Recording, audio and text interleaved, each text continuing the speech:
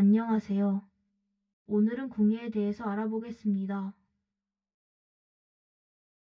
궁예는 신라의 김씨성을 가진 인물로 918년까지 살았습니다. 아버지는 신라 제47대 허남왕 의정이며 어머니는 허남왕의 후궁이었습니다. 어머니의 이름은 전해지지 않고 있습니다. 궁예는 제48대 경문왕 응렴의 아들이라는 주장도 있습니다. 궁예는 후고 고려의 건국자로 901년부터 918년까지 재위했습니다. 궁예는 10대 중반에 출가하여 스스로 선종이라는 법호를 지었습니다. 출가 이후에는 선종이라는 이름으로 알려지지만 출가 전에는 궁예라는 이름을 사용했습니다. 역사서에서는 주로 궁예라는 이름이 사용되며 그는 활의 후예로 해석되기도 하여 고구려 계승이식과 연결되기도 합니다. 궁예는 5월 5일에 외가에서 태어났습니다. 그때 지붕 위에 흰빛이 비치면서 긴 무지개가 하늘로 뻗쳐오르는 듯한 모습이었습니다. 천문을 맡아보는 관리가 말하기를 이 아이는 단오일인 5월 5일에 태어났고 태어날 때부터 이가 있었으며 비치는 빛이 이상하니 아마도 장차 국가의 해가 될 것입니다.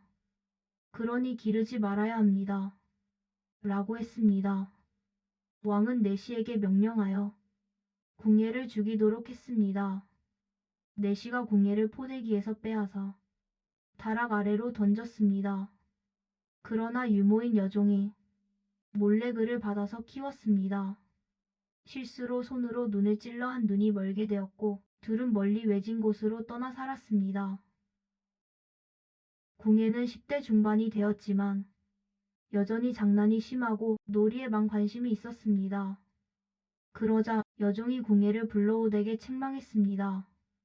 너는 태어날 때 나라에 의해 버림받았고 내가 차마 그냥 두지 못해 몰래 길렀는데 너의 경솔함이 이러하니 언젠가 남들에게 정체가 알려질 것이다. 그렇게 되면 너와 나는 모두 죽음을 면할 수 없을 것이다. 궁예는 울면서 대답했습니다. 그렇다면 제가 떠나서 어머니를 걱정하게 하지 않겠습니다. 그리고 스스로 세달사로 가서 그곳에서 머리를 깎고 승려가 되었으며 스스로 선종이라는 법호를 지었습니다. 궁예는 성장하면서 계율에 구애받지 않았고 기계가 높고 담력이 있었습니다.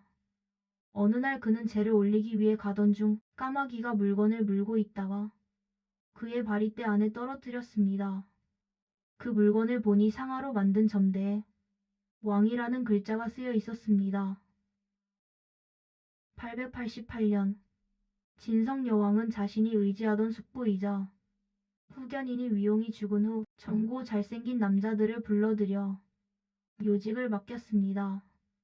이로 인해 국정이 혼란스러워졌고 사람들은 국정을 비판하는 글을 붙이며 민심이 크게 동요했습니다. 경주 주변의 지역에서는 호족들이 신라 조정의 반기를 들었습니다. 도적들이 곳곳에서 일어나게 되었고 중앙정부는 세금 걷기가 어려워졌습니다. 889년에 사신을 보내 세금 납부를 독촉하자 농민들이 반발하여 봉기가 일어났습니다.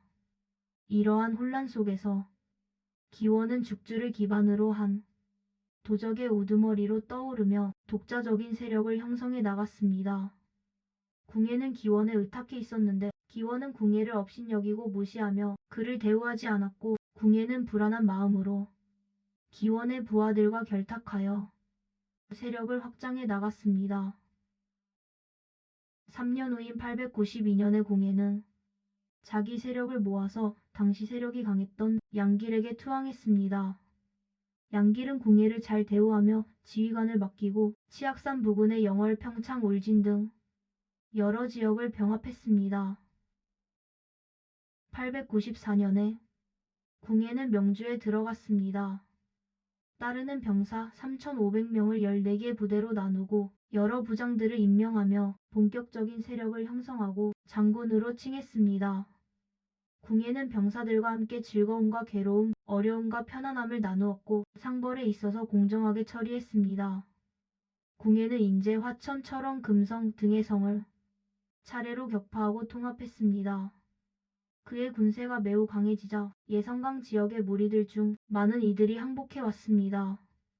궁예은 자신의 무리가 많아 나라를 세우고 임금을 칭할 수 있다고 생각하여 처음으로 철원성을 도읍으로 정하고 직제와 관제를 설치했습니다.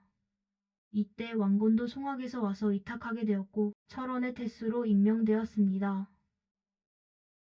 896년에는 철원군, 남천군, 황해도 장풍군을 복속시키고 897년에는 개풍군을 병합시켰습니다. 897년 도읍을 송악으로 정하고 서울 가양동 일대 김포, 강화군을 복속시키고 강원도 원주에서 30여 성을 차지하고 있던 양기를 격파하고 복속하였습니다. 또한 왕건으로 하여금 송악성을 보숙해 하고 북한산 일대와 양주를 복속하였으며 하남, 충주, 화성군 서신면, 청주, 괴산을 평정했습니다. 901년에 궁예는 왕을 칭하며 국호를 고려라고 하였습니다. 고구려는 역사적으로 고려라는 이름으로도 불렸으며 이는 고구려의 계승을 의미합니다. 궁예는 고구려를 내세워 백성들의 지지를 얻으려 했습니다. 신라가 당과 연합해 고구려를 멸망시킨 사실을 언급하며 자신이 원수를 갚겠다고 공언했습니다. 이때 남쪽으로 순행하며 부석사에 이르렀고 이곳에서 신라왕의 초상을 보고 칼을 뽑아 그 벽을 쳤습니다. 이 칼자국은 지금도 남아있다고 전해집니다. 904년 국호를 마진으로 바꾸고 철원을 새 도읍으로 삼았는데 궁궐의 사치가 심했다고 합니다. 911년에는 국호를 태봉으로 고치고 왕건으로 하여금 나주를 공격하여 병합시켰습니다. 이때에 이르러 궁예는 스스로를 미륵불로 칭하며 갈기와 꼬리를 비단으로 장식한 흰 말을 타고 200여인의 비구니를 따르게 하여 예불가를 부르게 하였습니다. 또 20여 건의 경전을 지었는데 석총이 모두 헛된 괴담으로 교훈이 될 수 없다 하니 철퇴로 때려 죽였습니다. 915년에는 부인 강씨가 왕의 도리에 어긋나는 행동을 멈출 것을 간쟁하자 도리어 네가 다른 사람과 간통하였다고 하며 미륵환신법으로 그것을 보았으니 변명하지 말라고 하면서 쇠 절국공이를 달구어 음부에 찢어 죽였고 강씨 소생의 두 아들도 함께 죽였습니다. 이후에도 의심이 많아진 궁예는 반역죄를 꾸며내어 많은 대신들을 죽였고 왕건도 모반을 꾀했다고 추궁당하였으나 최응의 귀뜸으로 거짓 자백을 하여 위기를 모면했습니다. 918년 왕건이 많은 장수들과 함께 궁예를 몰아냈습니다.